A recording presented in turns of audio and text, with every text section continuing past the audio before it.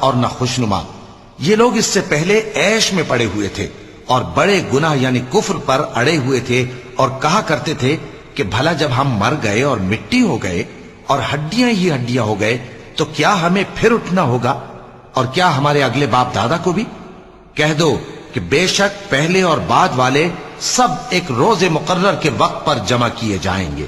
پھر تمہیں جھٹلانے والے گمراہ ہو تھوہر کے درخت سے کھاؤ گے، پھر اسی سے پیٹ بھرو گے، پھر اس پر کھولتا ہوا پانی پیو گے، پھر پیو گے بھی اس طرح جیسے پیاسے اونٹ پیتے ہیں۔ انصاف کے دن یہ ان کی ضیافت ہوگی۔ ہم نے تم کو پہلی بار بھی تو پیدا کیا ہے، تو تم دوبارہ اٹھنے کو کیوں سچ نہیں سمجھتے؟ دیکھو تو کہ جس نطفے کو تم ڈالتے ہو کیا تم اس سے انسان کو بناتے ہو یا ہم بناتے ہیں؟ ہم نے تمہارے لیے موت کو مقرر کر دیا ہے، اور ہم اس بات سے عاجز نہیں کہ تمہاری طرح کے اور لوگ تمہاری جگہ لے آئیں اور تم کو ایسے عالم میں جس کو تم نہیں جانتے پیدا کر دیں۔ اور تم نے پہلی پیدائش تو جان ہی لی ہے، پھر تم سوچتے کیوں نہیں؟ بھلا دیکھو تو کہ جو کچھ تم بوتے ہو تو کیا تم اسے اگاتے ہو یا ہم اگاتے ہیں؟ اگر ہم چاہیں تو اسے چورا چورا کر دیں، سو تم باتیں بناتے رہ جاؤ کہ ہائے ہم تو تاوان میں پھنس گئے، بلکہ ہم بے نصیب رہ گئے۔ بھلا دیکھو تو کہ جو پانی تم پیتے ہو کیا تم نے اس کو بادل سے نازل کیا ہے یا ہم نازل کرتے ہیں؟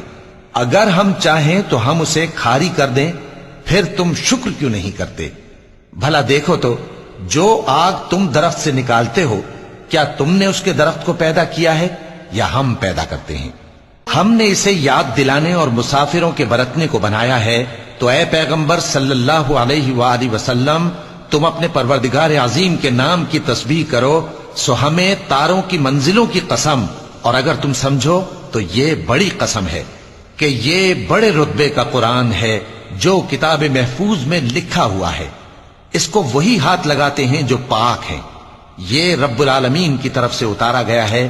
کیا تم اس کلام کے ماننے میں دیر کرتے ہو اور اپنا وظیفہ یہ بناتے ہو کہ اسے جھٹلاتے رہتے ہو؟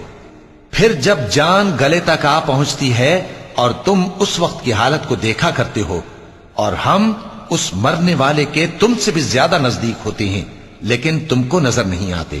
پس اگر تم کسی کے بس میں نہیں ہو تو اگر سچے ہو تو تم جان کو لوٹا کیوں نہیں لیتے؟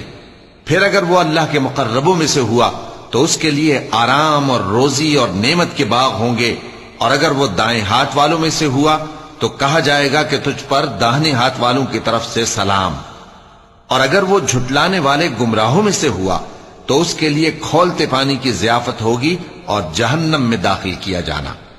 یہ بات واقعی یقینی ہے، تو اے نبی صلی اللہ علیہ وآلہ وسلم تم اپنے پروردگار عظیم کے نام کی تسبیح کرتے رہو۔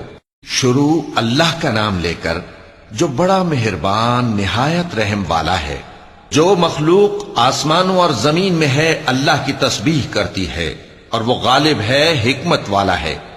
آسمانوں اور زمین کی بادشاہی اسی کی ہے، وہی زندگی دیتا ہے اور وہی موت دیتا ہے، اور وہ ہر چیز پر قادر ہے۔ وہی اول اور وہی آخر، اور اپنی قدرتوں سے سب پر ظاہر اور پھر بھی پوشیدہ ہے، اور وہ ہر چیز کا خوب جاننے والا ہے۔ وہی ہے جس نے آسمانوں اور زمین کو 6 دن میں پیدا کیا، پھر عرش پر جلوہ افروز ہوا۔ جو چیز زمین میں داخل ہوتی اور جو اس سے نکلتی ہے، اور جو آسمان سے اترتی اور جو اس میں چڑھتی ہے، سب اس کو معلوم ہے۔